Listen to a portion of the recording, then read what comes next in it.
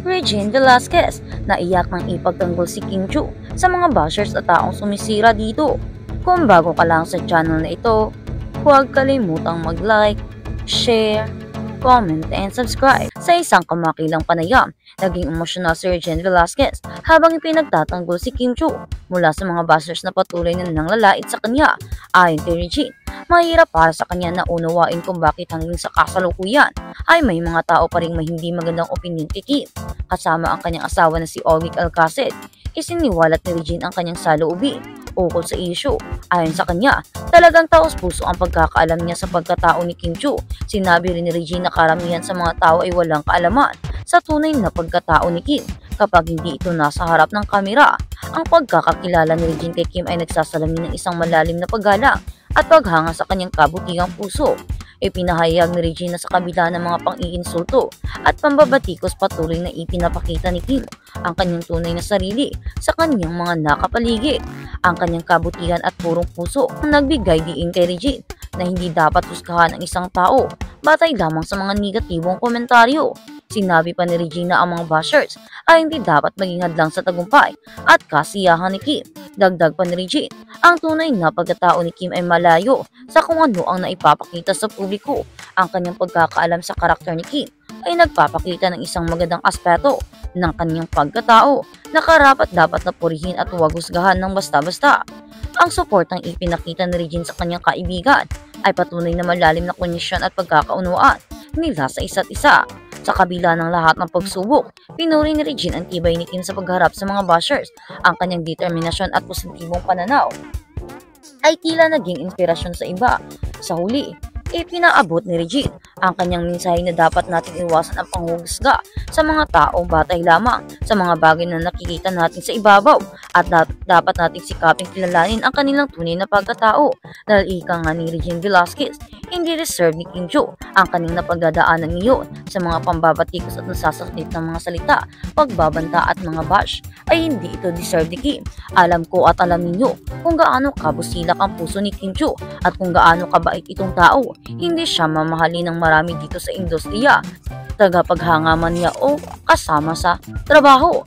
Kung hindi siya ganun kabait na tao, ang alam ko, si Kim Chiu ay napaka-sweet, isang authentic na tao, hindi mapagpanggap. Kung ano ang pinapakita niya sa TV, ganun din ang ipinapakita niya sa personal na buhay. Siya itong artistang walang kaarte-arte at gustong maging masaya ang lahat. Ayaw niyang nakikitang nahihirapan ng kanyang mga kaibigan o kasamahan.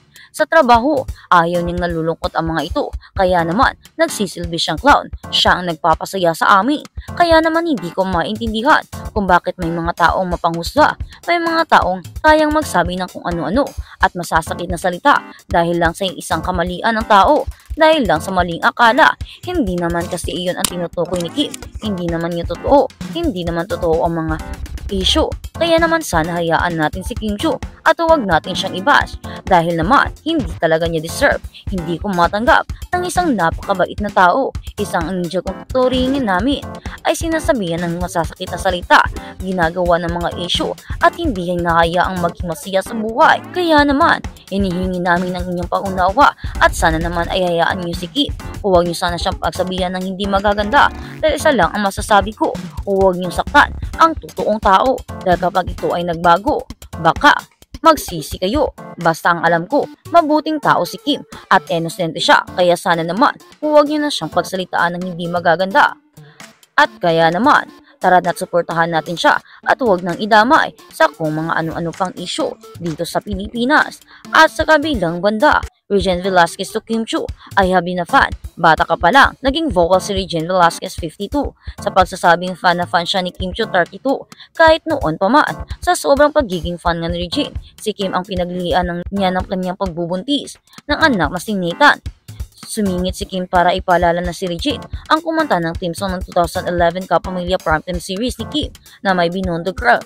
Sabi ni Regine na noon ay nasa bakuran pa nga ng GMA. Kaya siya pumayag ay dahil tagahanga siya ni Kim. Kinanta ko talaga iyon kasi fan na fan ako ni Kim, sabi ni Regine. Tapos yung gustong gusto ko talaga siya, I just wanted to sing the theme song of her soul, dagdag pa ni Kim. Ikinasaya ni Regine na hindi siya nagkamali sa paghanga kay Kim. Sabi ng singer, alam mo yung pang nagmimit mo yung hinahangaan mo, tapos parang pagka tinitigan mo, yung parang hindi ako nagkamali kasi mabait. Di parang matutuwa ka din. Parang ay di ako nagkamali ang bait. Kwento pa ni Regine. Nagpaka-feeling close nga siya kay Kim nang magkasama na sila sa ABS-CBN network. Nakakatuwa, nakaka-proud, ano ko yan. Beshi kami yan. Kahit hindi naman talaga, sabi pa ni Regine. Pakiramdam mo beshi kayo. Yung ganun.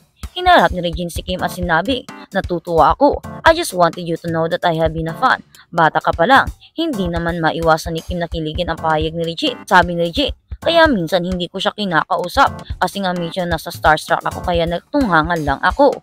Tapos yung asawa ko si Ogie, tuwang-tuwa sa kanya kasi ang bait-bait daw talaga. Sina Kim Chiu at Ogie Alcacid ay magkasama bilang co-host sa ABS-CBN Noontime Show, Night Showtime. Nagkakasama naman sila ni Regine at Kim sa ABS-CBN Variety Show. Naasap natin to, panghuling mensahe ni Regine kay Kim. But you do inspire a lot of people. Like ako, kahit mas matanda ako sa iyo, na-inspire mo din ako. At sa kabilang balita, Kim So-yeon at Kim Chiu may parehong karanasan sa endorsement na yung biktima ng cancel culture.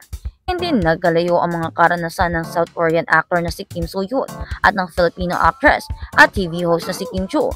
Ang popularidad ni Kim So-yeon sa Pilipinas ang dahilan kaya sinusubaybayan ng mga Pilipino ang mga nangyayari sa kontrobersyang hinaharap niya ngayon. Ito ay kaugnay ng pagkakabunyag ng relasyon nila noon ng yumaong actress na si Kim Se-roon. Ayon sa mga lumabas na ulat, minor de edad Kensi pa lamang noon si Kim Se-roon na naging sila ni Kim So. Kaya naman, marami ang nambabash sa aktor. At gayon din kay Kim Chiu, hindi man ito ukol sa relasyon, kundi ukol naman ito sa politika, kung saan din nadamay siya.